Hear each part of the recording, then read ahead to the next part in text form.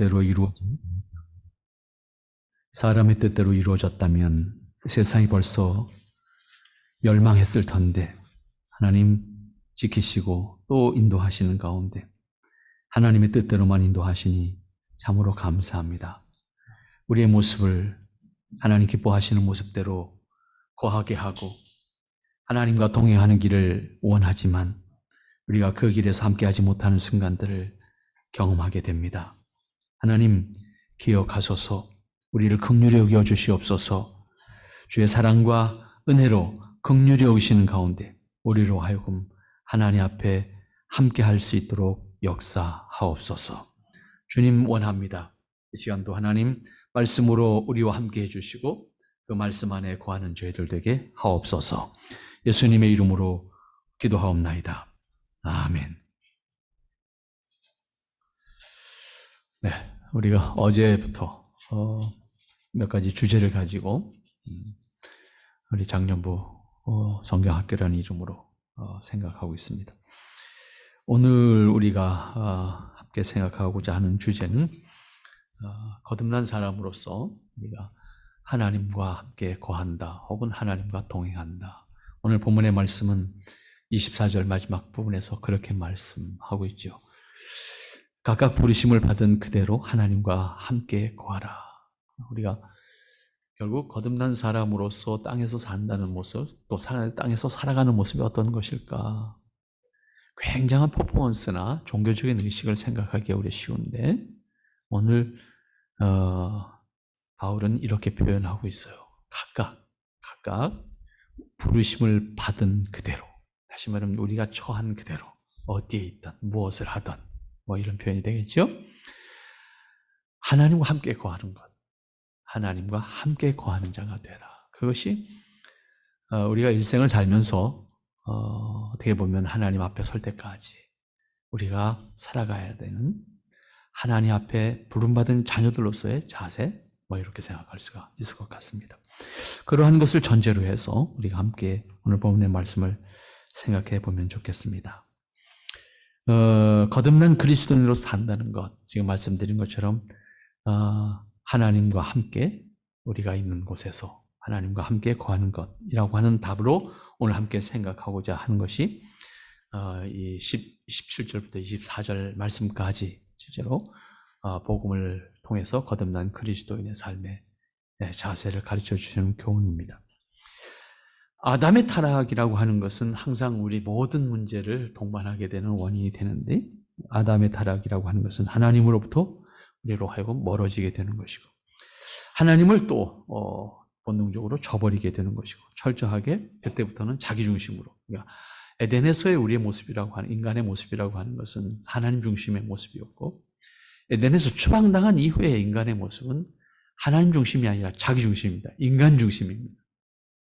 그래서 인간 중심으로 사는 것을 기뻐하는 존재가 된 것이 이 땅의 사람의 모습입니다. 그래서 하나님을 알지 못하는 사회, 그러니까 일반적으로 우리가 인간 사회에서 표현하는 인간이 먼저다라고 하는 단어가 그래서 나오는 것이고, 인간이 먼저다라고 하는 말은 무신론적 가치에서 최고의 가치입니다. 그 이상의 가치는 존재하지 않습니다. 그렇기 때문에 모두가 동의하는 거예요, 이거에 대해서. 여기서 상실되는 것이 하나님이 안 계신 상태에서 말하는 것이거든요. 그런 의미에서 우리가 하나님을 믿는 사람으로서 우리의 의식 속에, 자기 의식 속에 분명히 가져야 되는 것은 하나님이 먼저다. 이것이 전제예요. 하나님이 먼저이므로 인간이 먼저일 수 있는 거다. 굳이 표현한다면. 하나님이 존재하지 않는 인간의 의미는 결국 타락한 아담 이후의 인간의 모습, 우리가 지금 행해지고 있는 이 지구상에서 행해지고 있는 다양한 일들을 보세요. 사람이 정말로 행하는 것이 뭘까? 사람이 행하고 있는 것이 과연 뭘까? 결국은 행하는 것들이 보면 다양한 이유들이 있고 또 과정들이 있지만 결국에 가서는 자기 욕심 채우는 것이고 또 결국에 가서는 많은 사람들을 그것을 위해서 희생시키는 것이고, 이런 것을 우리가 보게 됩니다. 또한 타락한 인간은 스스로 그런 의미에서 하나님을 알 수도 없게 되었다는데 문제가 있는 거예요. 그러니까 하나님을 인간이 스스로 알아갈 수 있다 그러면 그건 다행인데 알 수 없게 됐다는 거예요. 또 하나님께 나아갈 수도 없게 되었다는 의미가 타락의 모습입니다. 그러한 의미에서 전적인 은혜로 거듭난 신분을 허락받았다고 하면 이제 거듭난 신분을 확인한 사람으로서는 자기 중심에서 하나님 중심으로 자기 기쁨이 먼저였던 것을 하나님 기뻐하심을 먼저 생각할 수 있는 사람으로 의식이 바뀌지 않으면 안 된다라고 하는 거죠. 하나님의 은혜로 구원받았음을 고백하는 사람이라고 하면 바뀐 신분에 합당한 자신의 위치와 또 신분이 어떤 것이며 어떠한 자세로 자신의 삶에 임해야 하는지까지도 생각을 할 수가 있어야 한다는 의미입니다. 그리고 거듭난 사람의 자연스러운 모습은 하나님을 기뻐하는 것입니다. 그리고 하나님을 가까이 하는 것입니다. 나아가서 하나님께서 기뻐하시는 것을 통해서 내 삶을 살아가는 겁니다. 이거는 우리가 하나님 앞에 서는 순간까지 우리 머릿속에서 잊어서는 안 되는 것이고 늘 되새겨서 우리가 자기 안에서 확인해야 되는 문제입니다. 결국 우리가 죄로부터 자유함을 얻고 하나님께 나아갈 수 있는 신분과 그리고 능력을 우리에게 주셨기 때문에 은혜로 그 사실을 고백하면서 우리는 하나님 앞에 나아가는 자의 모습이 되어야 되는 겁니다. 그런데 하나님 앞에 나아감에 있어서 그러면 얼마나 자유롭고 이렇게 좋겠는데 사실은 하나님을 믿는다고 하는 과정을 통해서도 우리가 생각해야 될 것도 도전해야 될 것도 우리가 여전히 매여서 우리 환경에서 초월한 사람들이 아니니까 내 환경에 영향을 받고 환경을 통해서 판단하게 된단 말이죠. 그러니까 근심 걱정거리들이 여전히 있는 거예요. 하나님을 믿는다고 하면서도 실제적으로 오늘 보면 여기 할례자냐 뭐 할례자냐 이런 표현하는데 우리에게 좀 다가오지 않는 얘기지요. 그런데 유대인 사회에서 할례를 받은 사람과 할례를 받지 않은 사람은 이건 양반하고 쌍놈 차이란 말이에요. 이거를 이렇게 대입시키는 얘기가 뭐냐라고 하는 거예요. 너가 가지고 있는 그 신분이 그리스도 안에서 중요한 거 아니야. 이 얘기란 말이에요. 그러니까 그것 때문에 너희들이 할 거를 그리스도 앞에서 자유할 걸 자유하지 못해서는 안 된다 그 말이에요. 그런 의미에서 오늘 이 17절 말씀부터 20절까지 말씀에서 반복돼서 나온 얘기에서 그리고 물론 마지막에도 반복하고 있습니다만은 반복되는 내용이 문구가 뭐냐면 각 사람을 부르신 그대로 이 단어가 계속 반복되거든요. 각 사람을 부르신 그대로 행하래요. 내 있는 모습 그대로.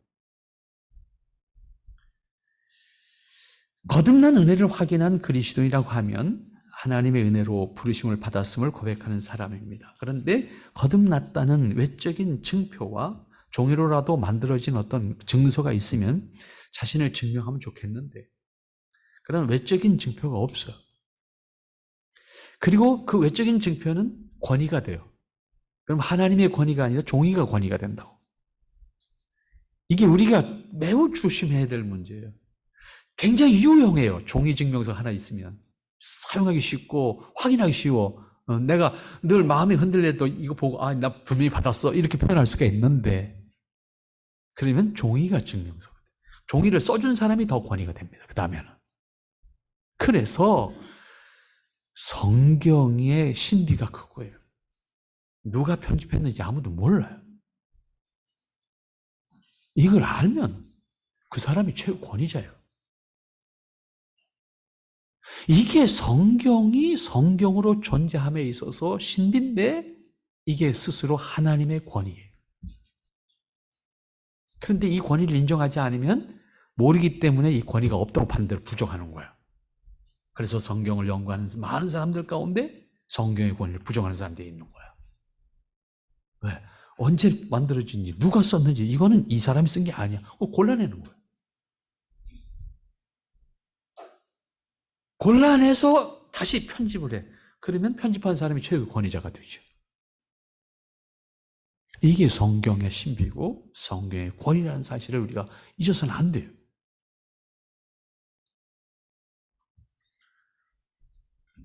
우리가 거듭났다고 말하지만 옛사람으로서 내가 아니고 분명히 거듭난 그리스도인으로서 자신의 현재를 확인할 수 있어야 됩니다. 그렇다고 실제로 내가 어제의 내 모습과 오늘 내 모습이 달라진 것은 없어요. 지금까지 살던 곳에 그대로 살고 있고 주변에 함께하던 사람들과도 그대로 함께하고 있고 내가 사용하는 말, 내가 사용하는 모든 습관 그대로 다 있습니다. 그럼에도 그리스도인이라고 하는 고백과 확인을 하면서 함께하던 사람들과 그대로 우리가 살고 있습니다.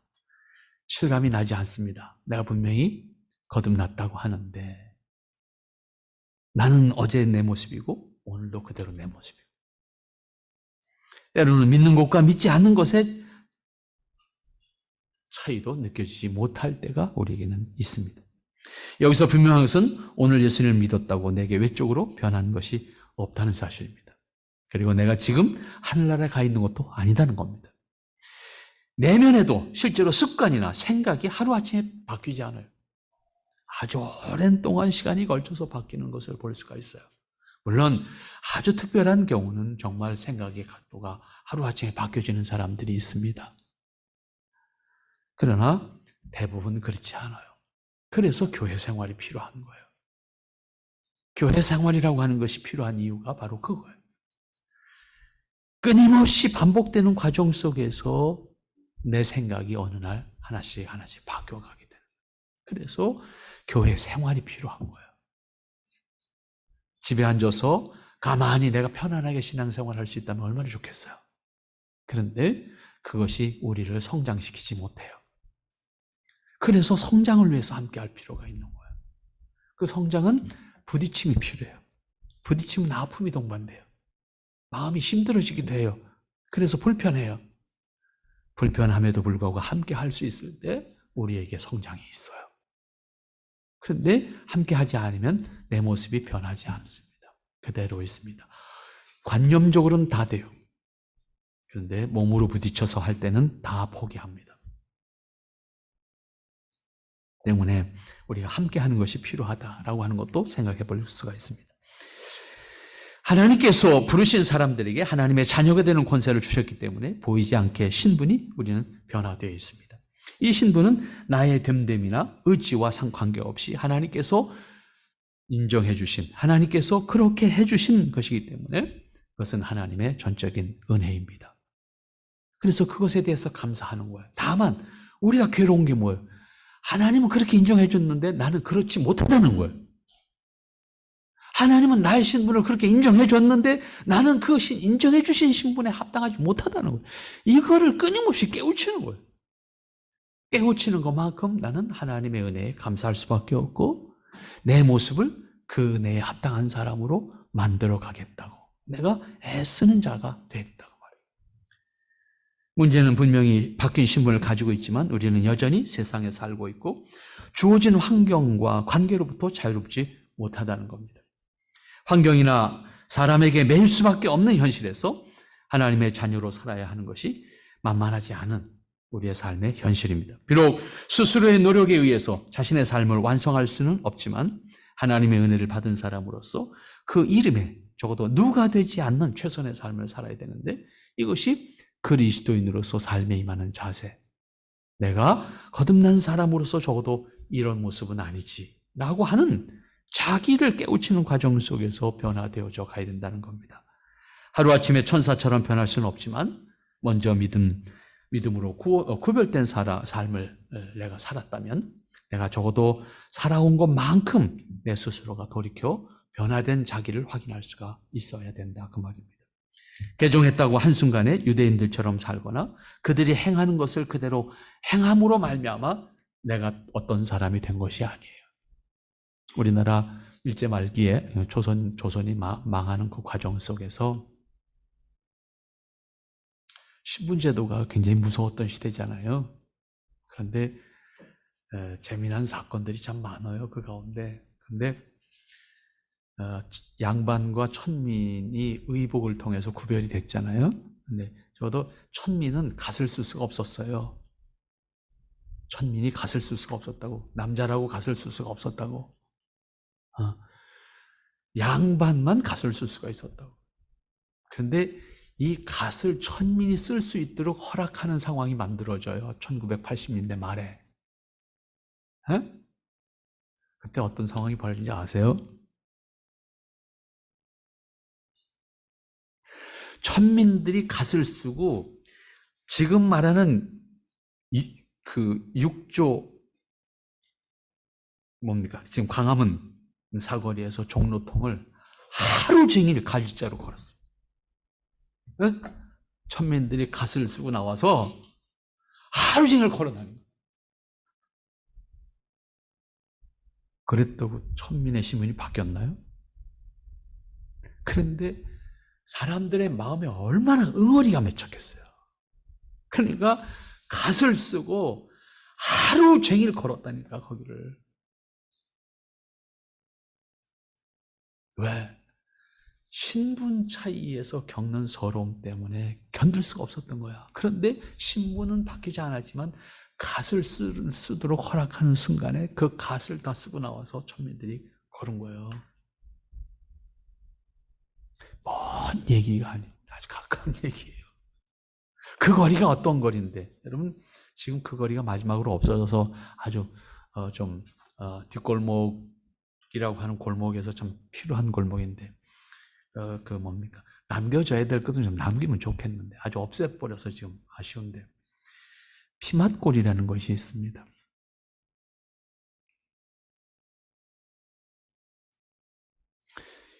결국은 그 큰 길은 양반들이 지나다니고 고관들이 지나다닐 때 그 사람들이 지나가면 천민들이 다 엎드려서 절하고 있어야 되니까 갈 길을 못 가잖아요.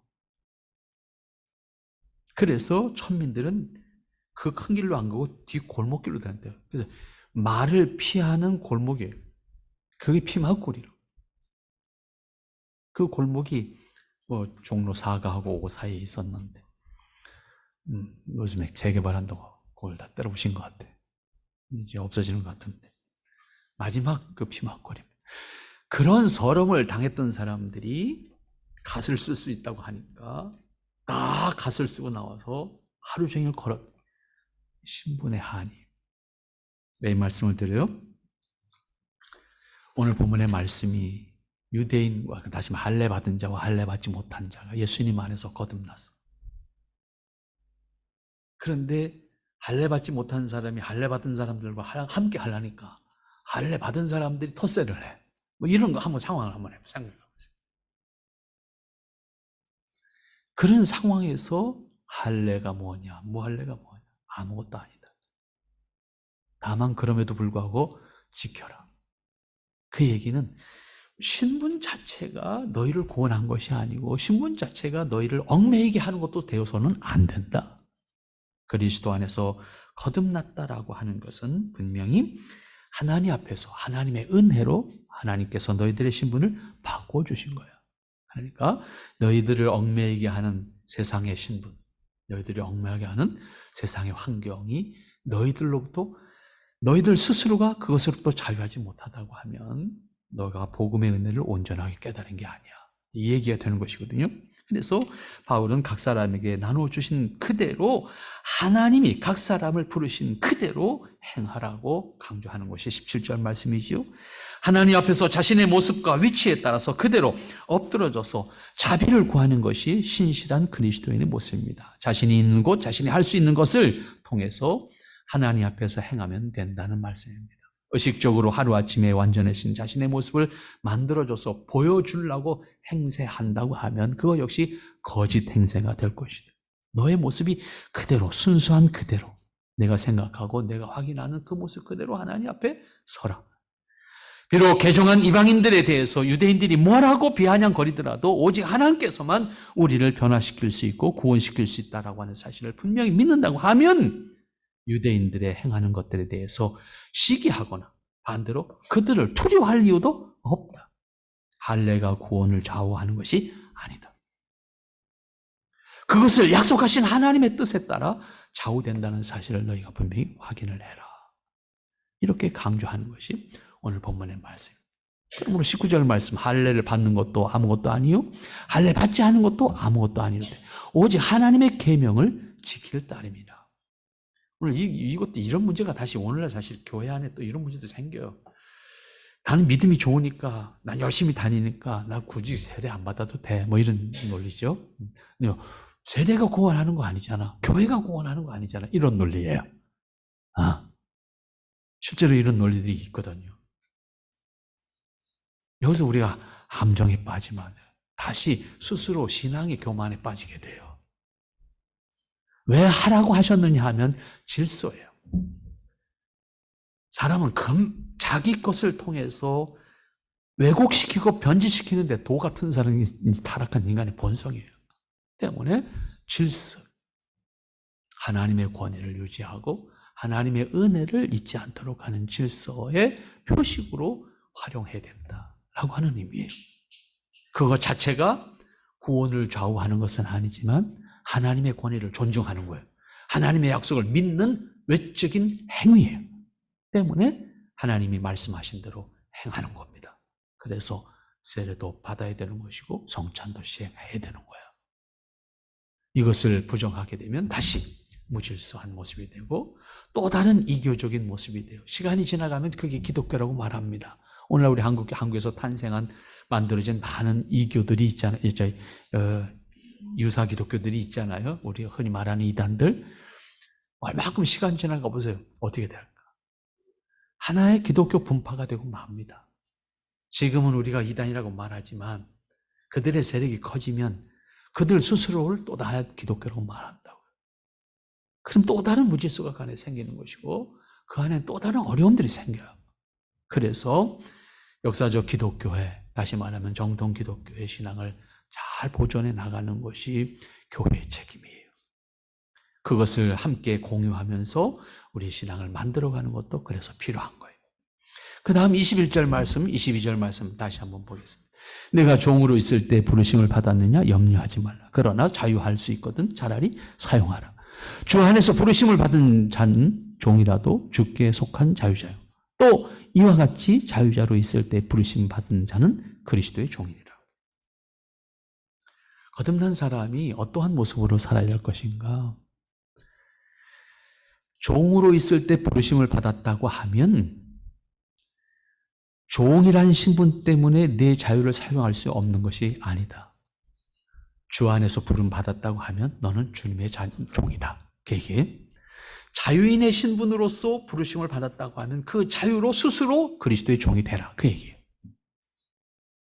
신분 때문에, 내 처지 때문에, 내가 가지고 있는 어떤 무엇 때문에 그것으로 인해서 스스로 너의 자유로 그리스도의 종 되기를 거부하거나 혹은 늦게 하겠다고 말하지 말아라. 부르심을 받았다고 하면 그 즉시 내 자유로 신분과 처지와 뭐와 관계없이 그리스도의 종 되기를 스스로 선택하라. 자유롭게 선택하라. 이 얘기.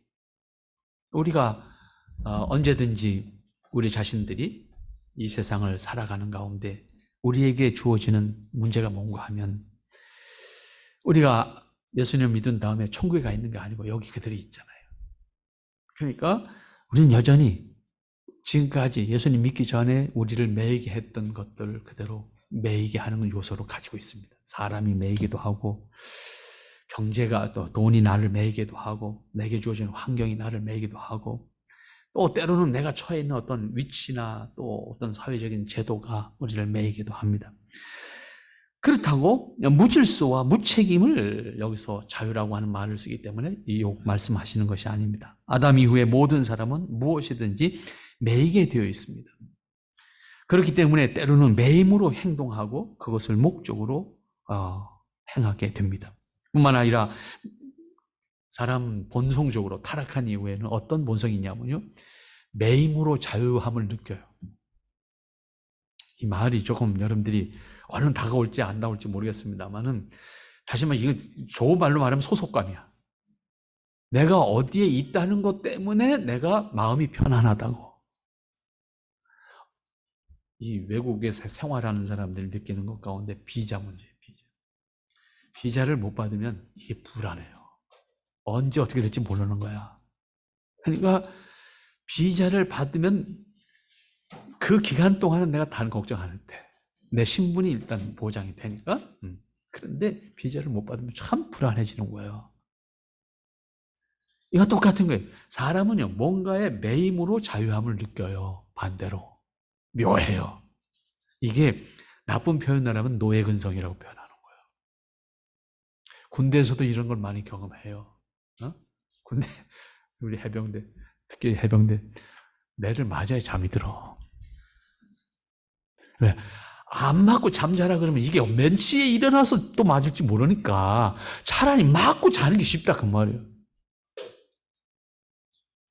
이게 어떤 환경에 의해서 사람을 그렇게 만들어줘요.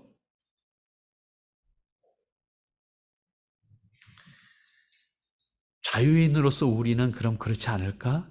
다르지 않아요. 우리도 뭔가에 매임으로써 그것으로 자기를 확인하려고 그래요. 내가 어디에 속했다. 내가 뭘 가지고 있다. 내가 뭘 할 수 있다. 이것 때문에 할 수 없는 것에 대해서 부정하거나 할 수 없는 사람을 무시하거나 이런 것이 사람이에요. 이것이 타락한 본성에 의해서 우리 안에 있는 잠재된 요소들인데 어떤 상황 속에서 이것이 나를 그렇게 행동하게 한단 말이죠. 그래서 우리는 아주 평범하게 사는 평범한 사람임에도 불구하고 우리는 어떤 의미에서는 우리 관습에 매여 있기도 해요. 가장 일반적인 거죠. 스스로 생각하지 않을 뿐이지 우리는 우리들의 관습에 의한 가치관에 의해서 행동하고 판단하잖아요. 그리고 그렇지 않은 사람들에 대해서 너 왜 그래? 이렇게 표현하거나 넌 뭔가 좀 다르구나 라고 평가하거나 이렇게 하는 경우들을 우리가 볼 수가 있습니다. 그러한 의미에서 아담 이후에 모든 사람은 어떻게 보면 무엇인가 매임으로써 그것이 비록 착각이라고 할지라도 일시적인 위로와 일시적인 평안을 얻게 됩니다. 그래서 우리 탈북하신 분들 가운데 그런 분들이 참 다 하나같이 고백하는 거예요. 자유가 자유라는 단어를 모르고 왔잖아요. 자유라는 단어를 모르고 와서 자유라는 개념을 이해하는데 시간이 많이 걸리는 거예요. 근데 그러고 보니까 너무 좋아. 근데 너무 힘들어. 왜? 자유는 책임이 동반되잖아요. 그러니까 이게 힘들다는 거예요. 그래서 적응하는 과정 속에 굉장히 힘들어하는 것들을 볼 수가 있어요. 사람들을 보면. 근데 비교적 잘 감당하는, 극복하는 사람들의 경우는 아예 오면서부터 학교를 다시 다닌 사람들. 이 사람들의 경우는 학교 생활을 통해서 이제 터득을 하는 거야. 터득을 하면서 극복해 나가기가 쉬운데, 이제 연세가 많아서 그런 기회를 스스로 만들지도 않는 사람들의 경우는 많이 어려워하더라. 자유라는 것이 참 좋긴 한데 너무 힘들다. 내가 책임져야 되는 게 너무 많으니까. 그러면 일반적으로 평범한 사람들은 무엇에 매여서 살고 있습니까? 자신이 하고 싶은 것, 혹은 내가 소유하고 싶은 것, 혹은 내가 뭔가를 목표하는 것. 또 뚜렷이 무엇이 없다 하더라도 기본적으로 생활에 필요한 것들을 충족시키기 위해서 내가 무엇인가 매여 있는 그런 모습도 있을 수 있습니다. 그것이 자신을 움직이게 하는 추진력이 되기도 합니다. 그러한 사회적, 국가적 책임을 가지고 있는 사람이라고 하면 그것은 개인의 문제가 아니라 다시 국가의 문제가 될 수 있겠죠. 그래서 나라의 정체성이 달라지잖아요. 정치인들에 의해서, 지도자들에 의해서 제도가 달라지잖아요. 또 바뀌는 과정 속에서 혼란이 또 올 수가 있어요.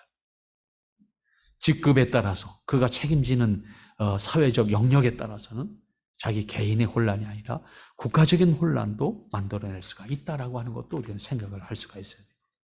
그러면 다시 그리스도인에게로 눈을 돌려서 한번 생각해 봅시다. 우리 그리스도인, 우리는 무엇에 매인 사람들인가?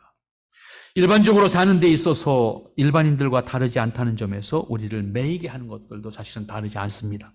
그런 의미에서 그리스도인으로서 확고한 의식이 형성되지 않는다고 하면 우리도 역시 같은 것에 매인 자로서 이 세상에서 매임으로 위로를 받으려고 생각하는 사람들이 됩니다. 따라서 그리스도인으로서 우리를 매이게 하는 것이 무엇인지를 분명히 생각해야 합니다.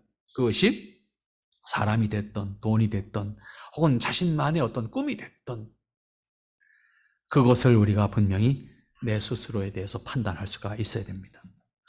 본문에서 신앙의 문제로 발생된 매이게 하는 것들을 복음의 원리로 말씀하고 있습니다. 예수님을 믿고 거듭난 사람이라고 하면 자신의 책임과 본분에 충실할 때 스스로 매이게 하는 것들로부터 자유할 수 있어야 된다. 내가 천민 신분이라고 해서 내가 유대인이 아니라고 하는 신분 때문에 내가 스스로 위축돼서는 안 된다. 반대로 유대인이라고 해서 내가 가지고 있었던 과거의 어떤 제도에 매인, 율법에 매인 것으로 내 자신을 확인하려고 해서는 안 된다. 어떤 신분과 위치에 있든지 우리로 하여금 자유케 한 것은 그리스도의 복음이다. 그러므로 우리가 자유로 그리스도의 종 되기를 기뻐하는 사람이 되어야 된다.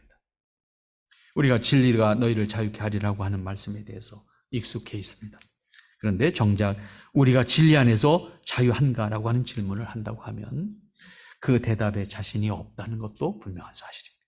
여전히 무엇인가 매인자의 모습을 살고 있기 때문에 그렇습니다.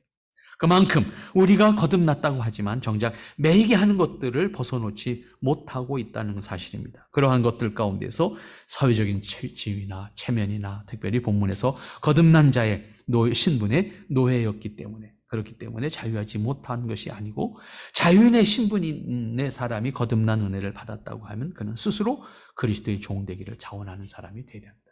결국 노예 신분으로든 자유인의 신분으로든 거듭났다고 하면 모두 그리스도의 종 되기를 스스로 자유롭게 선택할 수 있어야 된다라고 하는 거죠. 우리가 그리스도의 종이라고 하는 단어를 쓰면 또 너무 무겁게 우리를 짓누르듯 다가오는 느낌이 있습니다만 그리스도의 종이라고 하는 것은 사실은 그리스도의 지체로서의 종, 굳이 표현한다면 그런 의미가 될 겁니다. 우리는 그리스도의 지체로서 그분의 지체로서 우리의 모습을 확인하므로 우리가 머리 대신 그리스도의 뜻에 따라서 기꺼이 손과 발이기를 자원하는 그런 의미에서의 종, 지체가 된다라고 하는 의미에서 종 되기를 기뻐하는 사람이어야 한다라고 하는 겁니다. 그러니까 내가 행하는 모든 것이 머리이신 그리스도의 지체로서 내 스스로가 자유롭게 행동할 줄 아는 사람이 되어야 된다라고 하는 의미입니다. 그리스도의 종 되는 자유를 선택할 수 있는 사람이 되고 스스로 내 신분과 처지와 환경에 매이지 아니하고 우리는 어떠한 상황 속에서든지 그리스도의 종이기를 자원하는 모습으로 그분의 지체된 우리의 역할을 감당하는 그것을 기뻐할 수 있는 사람이 되어야 한다라고 하는 것을 가르쳐 주는 말씀입니다. 그 다음 23절 말씀, 24절 말씀 또 한번 보도록 하겠습니다. 너희는 값으로 사신 것이니 사람들의 종이 되지 말라. 형제들아 각각 부르심을 받은 그대로 하나님과 함께 거하라. 부탁하는 말씀이 뭐예요? 사람이 종이 되지 말아라. 사람이라는 단어를 썼습니다만 사람을 포함해서 모든 우리를 매이게 하는 것들, 앞에서 말씀드렸던 모든 우리를 매이게 하는 것들의 종이 되지 말아라. 너는 하나님과 함께 거하는 자가 되라. 이런 말씀입니다. 결국 거듭난 사람이 선택해야 되는 거처가 어딘가, 그 위치가 어딘가, 결국 앞에서 살펴본 것처럼 거듭난 그리스도인은 매이게 하는 것들로부터 자유해야 됩니다. 근데 그 매이게 하는 것들의 가장 대표적인 게 사람이에요. 근데 그 사람이 다른 사람, 너라고 하는 다른 사람만 나를 매이게 하느냐? 그렇지 않아요. 내 자신도 나를 매이게 해요. 내 욕심 때문에, 내 체면 때문에, 혹은 내가 뭔가 하고 싶은 것 때문에 내 스스로가 매여서 그리스도의 종 되기를 원하지 않고 내 스스로 내 종이 된다. 그래서 결국은 하나님 앞에서 자유하지 못하고 스스로에게 매여서 스스로 무너지거나 아니면 스스로 최고가 되거나 이런 모습들을 우리가 보게 되는 겁니다. 실제로 매이게 하는 것들은 하나님의 일이 아니고 사람의 일이고 사람과의 관계고 우리 자신이기도 합니다. 결국 그리스도인도 사람에 매이게 되고 자신에 매이게 되고 그것이 현실이라고 하는 생각을 한다고 하면 때로는 아무리 가까운 사람도 매이게 함으로써 시험 들게 되는 것이 사람과의 관계인 것도 확인할 수가 있습니다. 사람과 함께 살아야 하고 하나님께 하나님의 뜻을 이루어야 하는 상황에 우리가 사는 것이지만 함께하는 사람들이 매임의 대상이 되거나 동기가 될 때는 참으로 힘든 것도 사실입니다. 그럼에도 사람을 떠나거나 홀로 사는 것이 옳거나 아름다운 것은 아닙니다. 사람은 그리스도를 머리로 하는 한 몸을 이루어서 지체된 관계로 이 세상을 살도록 하셨기 때문입니다. 그렇기 때문에 사람은 사회적 관계에서 살아야 합니다. 지체의 관계에서 살아야 됩니다. 이 관계에서 하나님의 은혜와 뜻을 실제로 체험하고 깨닫고 이루고 나누고 그리고 그것을 함께 기뻐하는 삶을 사는 것입니다. 그럼에도 불구하고 사람은 본능적으로 사람에게 매이게 됩니다. 매임으로 위로, 평안, 때로는 자신의 정체성을 확인하려고 하는 아주 이기적인 본능이 있습니다. 그렇기 때문에 자유보다는 매이는 것을 때로는 선택하게 됩니다. 그 매임을 통해서 자신을 결국은 드러내게 됩니다. 이것을 점잖은 표현으로 소속감이라고 말로 대신할 수 있겠습니다만은, 그러나 그 소속감을 느끼려고 하는 조직 혹은 단체 혹은 사람이 어떤 존재인가에 따라서는 매우 악한 결과를 가져올 수도 있다라고 하는 것을 우리는 얼마든지 알 수가 있습니다. 그러면 그리스도인은 어떻게? 라고 하는 질문을 다시 하게 됩니다. 여기 본문에서 지적하고 있는 것은 유대인 할례자, 그리고 무할례자, 노예, 자유인, 이런 단어들이 표현되고 있습니다. 이것은 결국 대칭되는 노예와 자유인, 할례자와 무할례자라고 하는 대칭되는 개념입니다. 그러한 것들은 신분과 우월감을 느끼게 하는 의미를 담고 있는 단어들이기도 하고, 또 신분 차이에 의해서 할 수 있는 것과 할 수 없는 것이 정해진 것을 알게 합니다. 여러분은 그러면 어디에 속한 사람인가? 우리는 굳이 유대인과 이야기한다면 우리는 이방인입니다. 무할례자입니다. 유대인 앞에서 우리는 명함을 내밀 수 없는 사람이 되지 않겠습니까? 근데 성경은 분명히 말씀하십니다. 거기에 매이는 것이 아니다. 사람에게 매이지 말라. 하나님 안에 거하라. 하나님과 함께 거하라. 거기에 진정한 자유가 있다. 거기에 진정한 너의 신분이 있다. 세상의 제도가 만들어준 신분, 혈통이 만들어준 신분, 그것이 너를 보장하지 않는다. 너를 보장하는 것은 그리스도 안에 있는 거다. 하나님과 함께 거하는 것이다. 이걸 분명하게 우리에게 말씀하여 주는 겁니다. 비록 그리스도인이지만 무엇인가 매여 있는 자신을 고백할 수밖에 없는 것이 우리 스스로의 모습이라고 하면, 이것이 또한 사람이고 물질이고 이해관계라고 하면 우리는 그것으로부터 스스로 자유할 수가 있어야 됩니다. 우리는 자신이 목적하는 것을 위해서 매이기를 매우 자원하는 사람들입니다.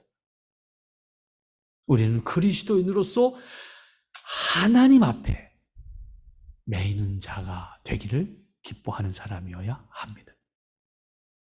지난 주간에 제가 태어나서 처음 경매장에를 가봤습니다.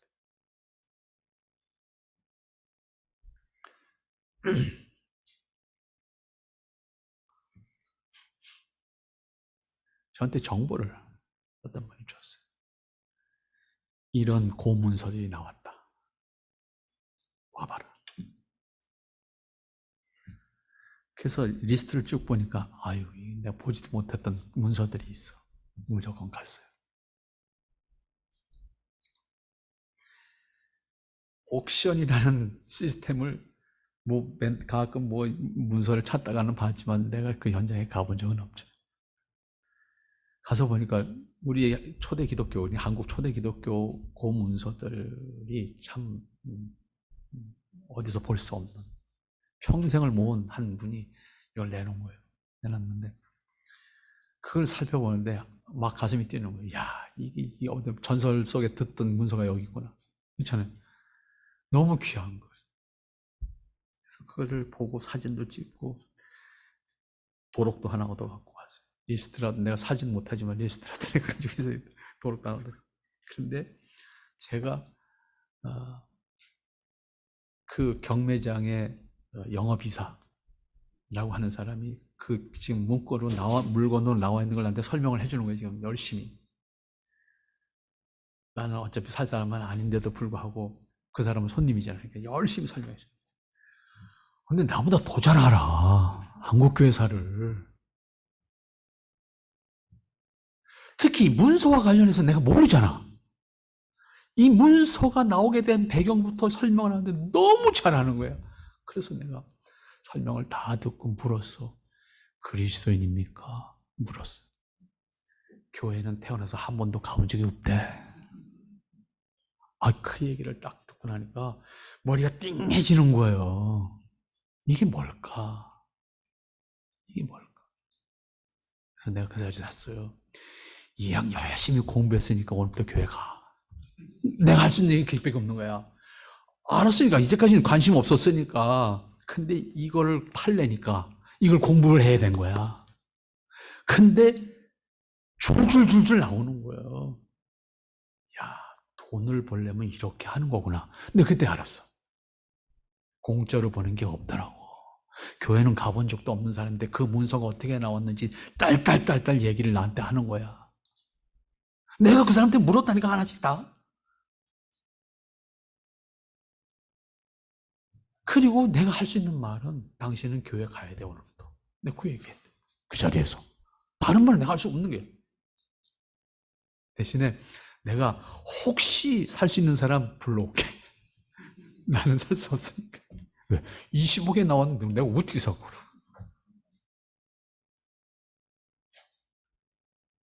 최저가가 20억이래. 난 모르.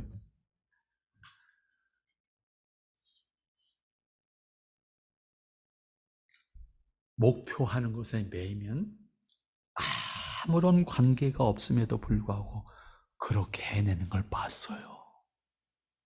그걸 팔기 위해서 그 사람은 한국 기독교를 공부한 거야.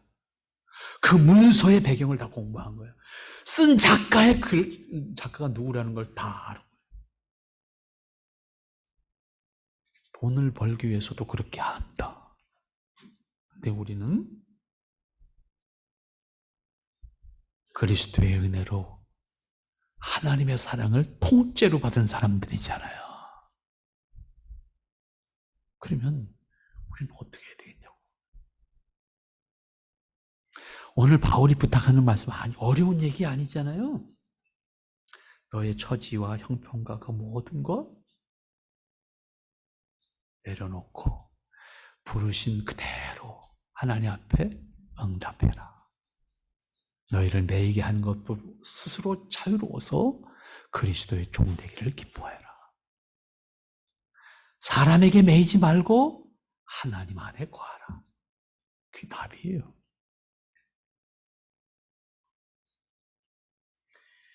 사람은 하나님과 함께 하나님 안에 거할 때 가장 자유한 사람이고 가장 복 있는 사람이고 가장 기뻐할 수 있는 사람입니다.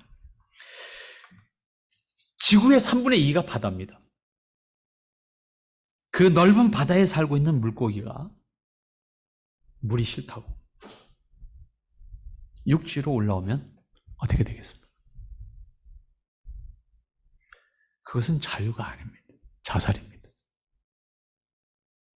거듭난 그리스도인의 자유는 바다의 물고기가 자유를 선택해서 무트로 나아가는 것과 같은 어리석음이 되어서는 안 된다, 그 말이에요. 물고기의 자유는 바다에 있습니다. 그리스도인의 자유는 하나님 안에 있습니다. 그것이 답이에요. 여러분이 어느 곳에 있든지 어떠한 모습이든지 하나님이 우리에게 무엇을 요구하는 것이 아니에요. 하나님 안에 있기를 기뻐하는 자가 되기를 원하시는 거예요. 기도하겠습니다. 거룩하신 아버지, 은혜를 감사합니다. 아버지께서 허락하신 은혜를 통해서 아버지의 기뻐하신 은혜 안에 거할 수 있는 우리가 될 수 있도록 아버지 축복하옵소서. 주의 사랑과 은혜로 하나님 앞에 함께할 수 있는 기쁨과 권세가 우리에게 있도록 축복해 주시옵소서. 아버지의 사랑과 은혜 안에 기뻐할 수 있는 주의 성도들로서 스스로 자유로 하나님 앞에 설 수 있는, 그리고 하나님 안에 거할 수 있는 저희들 되기를 원합니다. 주님과 동행함으로 기뻐할 수 있고 주님과 동행함으로 자유할 수 있는 그 자유의 복이 우리에게 있도록 축복하옵소서. 예수님의 이름으로 기도하옵나이다. 아멘.